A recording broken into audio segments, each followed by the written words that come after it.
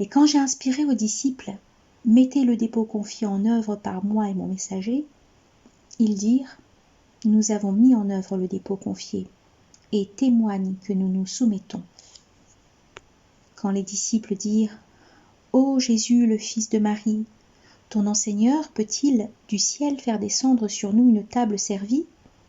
Il dit « Prenez garde à Allah si vous mettez en œuvre le dépôt confié. » Ils dirent « Nous avons l'intention de nous en nourrir et de rassurer nos cœurs, et de savoir que tu as été véridique à notre égard, et que nous sommes parmi ceux qui témoignent d'elle. » Jésus, le Fils de Marie, dit « Allah, principe mère, notre enseigneur, sur nous, fais descendre du ciel dans l'instant une table garnie qui soit un retour festif pour nous, du premier au dernier, et un signe venant de toi. Et sustente-nous, toi, le meilleur de ceux qui sustentent. » Allah dit « Vraiment, je suis en train de la faire descendre sur vous.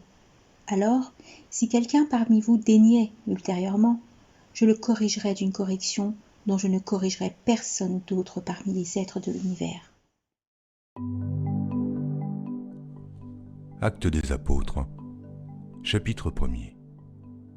Théophile, j'ai parlé dans mon premier livre de tout ce que Jésus a commencé de faire et d'enseigner dès le commencement, jusqu'au jour où il fut enlevé au ciel, après avoir donné ses ordres par le Saint-Esprit aux apôtres qu'il avait choisis.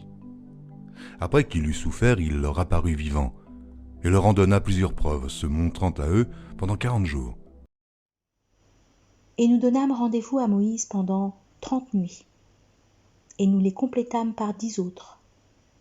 Ainsi, la durée totale de la rencontre avec son enseigneur fut de 40 nuits. Or, Moïse dit à son frère Aaron, « Remplace-moi auprès de mes tenants, garantis le bon ordre et ne suis pas la voie des corrupteurs. »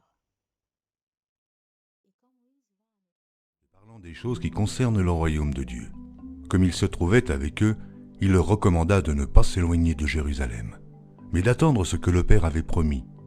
Ce que je vous ai annoncé, leur dit-il, car Jean a baptisé d'eau, mais vous, dans peu de jours, vous serez baptisés du Saint-Esprit.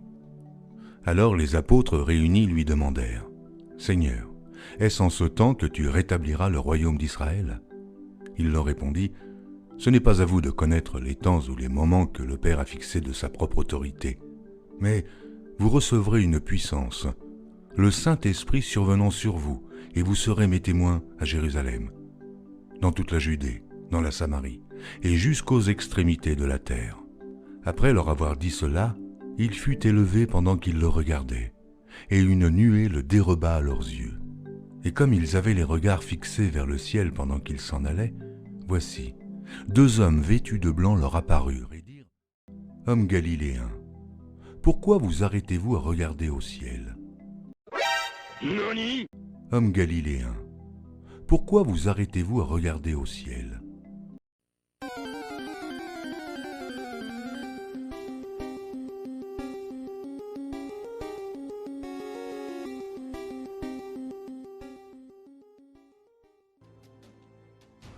Et si les récentistes avaient raison?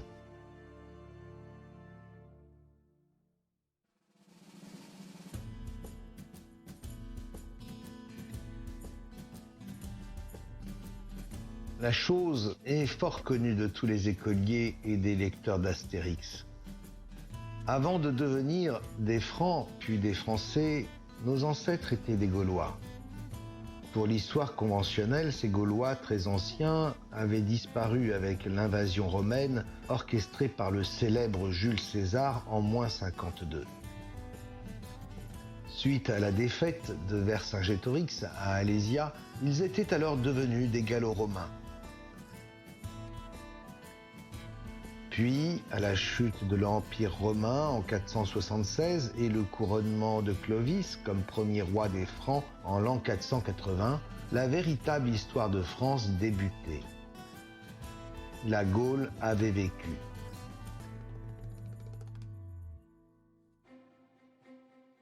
Ceci est la trame temporelle académique. Eh bien, sachez que cette chronologie peut être invalidée par de nombreuses cartes géographiques, dont celle-ci. Comme l'indique son titre, il s'agit d'une représentation de Gallia, autrement dit de la Gaule, disparue conventionnellement vers l'an 500. Mais de quand date donc cette carte d'Abraham Ortelius? De 1608. Pourquoi, au début du XVIIe siècle, la carte d'un territoire censé s'appeler France depuis plus de 1000 ans était-il encore appelé Gaule? On pourrait naturellement imaginer qu'il s'agit là d'une carte historique décrivant la lointaine époque gallo-romaine, ce qui justifierait son titre. Et en effet, sur la carte de 1608, de nombreuses annotations fleurent bon la conquête de Jules César. Les grandes régions de Gallia, Narbonensis, Gallia Cisalpine ou Gallia Celtica, la Burgundia ou le Constantin. Les peuples allobroges, les Helvétii ou les Pictones. Quoi de plus normal si cette carte décrivait l'ancienne Gaule? Mais dans ce cas, elle comporterait un paradoxe inexplicable. Les villes ne possèdent aucunement leur ancienne dénomination latine comme on pourrait s'y attendre, mais curieusement leur nom actuel en français. Par exemple, Paris s'appelle Paris et pas Lutèce. Lyon s'appelle Lyon et pas Lugdunum. Nîmes s'appelle Nîmes et pas Nemosus. Au vu de ces appellations modernes, il paraît désormais plus vraisemblable que la carte ne restitue pas la situation antique, mais bien celle du début du XVIIe siècle. Mais alors pourquoi une carte censée représenter la France d'Henri IV aurait-elle été intitulée Gallia, un terme censé être tombé en désuétude depuis plus de 1000 ans selon la chronologie conventionnelle? Voici là un bien étrange mélange des époques qui se retrouve également sur cette carte vénitienne de 1548. Ces annotations sont identiques à la carte précédente. Les noms des villes sont ceux d'aujourd'hui et pourtant son titre est bien de consonance antique, Gallia. Il est même encore plus paradoxal, en effet, Gallia Nova Tabula signifie nouvelle carte de la Gaule. Comment, en 1548, pouvait-on avoir associé le terme Gallia, remontant soi-disant à l'Antiquité, avec le terme nouveau? La chose est pour le moins anachronique. Il existerait peut-être une explication à ces anomalies temporelles. Des cartes récentes avaient été intitulées en employant la langue des érudits, le latin. Ainsi, c'est le terme Gallia qui avait été choisi en tant que traduction latine du nom France. Pourquoi pas après tout? Mais dans ce cas, le nom de France ne devrait pas figurer sur ces cartes. Or, lorsqu'on zoome sur Paris, on voit apparaître un nom qui ne devrait manifestement pas s'y trouver. France. Comment, au début du XVIIe siècle, avait-on pu intituler des cartes Gallia et mentionner également le nom de France, de surcroît uniquement à proximité immédiate de Paris? Et surtout, pourquoi en si petits caractères? La taille de la police d'écriture employée pour la France est exactement la même que pour la Champagne, la Thiérache, le Vermandois ou la Picardie, c'est-à-dire de simples régions actuelles. Elle est même moins importante que celle de la Normandie, de la Bretagne ou du Poitou. Comment interpréter ces bizarreries? Elle pourrait très bien nous indiquer une chronologie bien différente de celle des manuels scolaires. Au moins, jusqu'au début du XVIIe siècle, le territoire appelé France n'avait probablement rien à voir avec une immense nation. Il se réduisait sans doute encore à une simple région entourant Paris, l'actuelle Île-de-France. pas plus importante que la Champagne ou la Picardie. Mais alors, comment appelait-on l'entité représentée sur ces cartes? Eh bien peut-être tout simplement comme leur titre l'indique, Gallia, ce terme étant la traduction latine non pas de la France, mais de la Gaule. Une nuée le déroba à leurs yeux, et comme ils avaient les regards fixés vers le ciel pendant qu'ils s'en allaient, voici, 2 hommes vêtus de blanc leur apparurent et dirent « Hommes galiléens, hommes galiléens, hommes galiléens, hommes galiléens, pourquoi vous arrêtez-vous à regarder au ciel? Ce Jésus qui a été enlevé au ciel du milieu de vous viendra de la même manière que vous l'avez vu allant au ciel. » Alors ils retournèrent à Jérusalem, de la montagne appelée des Oliviers, qui est près de Jérusalem, à la distance d'un chemin de Shabbat. Quand ils furent arrivés, ils montèrent dans la chambre haute, où ils se tenaient d'ordinaire. C'étaient Pierre, Jacques, Jean, André, Philippe, Thomas, Barthélemy, Matthieu, Jacques, fils d'Alphée, Simon le Zélote et Jude, fils de Jacques. Tous d'un commun accord persévéraient dans la prière, avec les femmes et Marie, mère de Jésus, et avec les frères de Jésus. En ces jours-là, Pierre se leva au milieu des frères.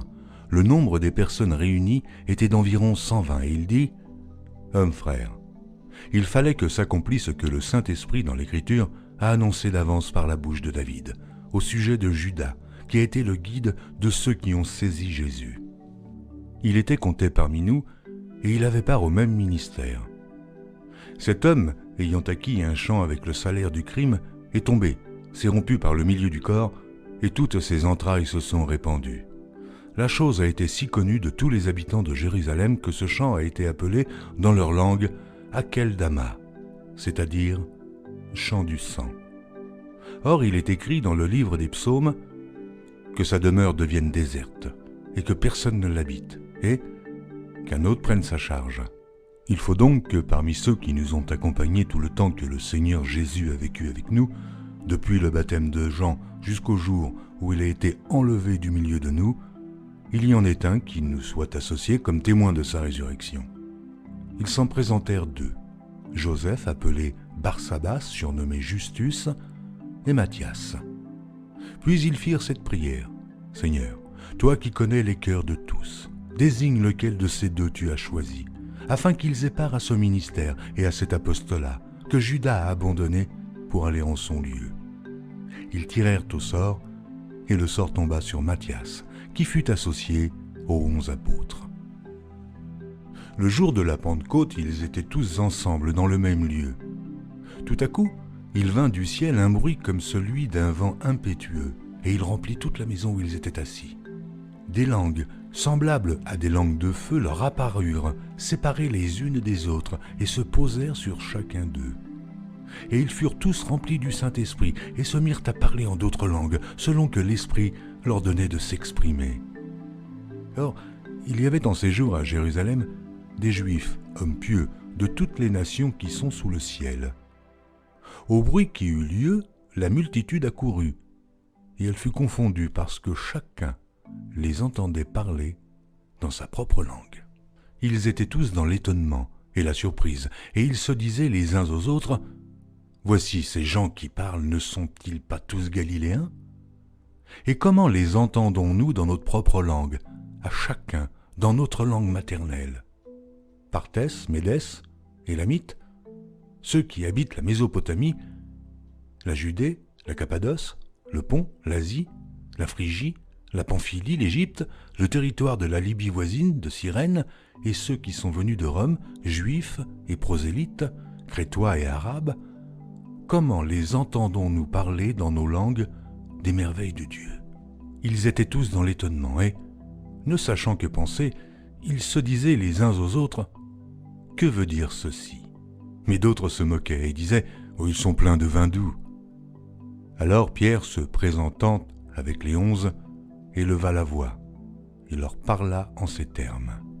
« Hommes juifs, et vous tous qui séjournez à Jérusalem, sachez ceci, et prêtez l'oreille à mes paroles. Ces gens ne sont pas ivres, comme vous le supposez, car c'est la 3e heure du jour.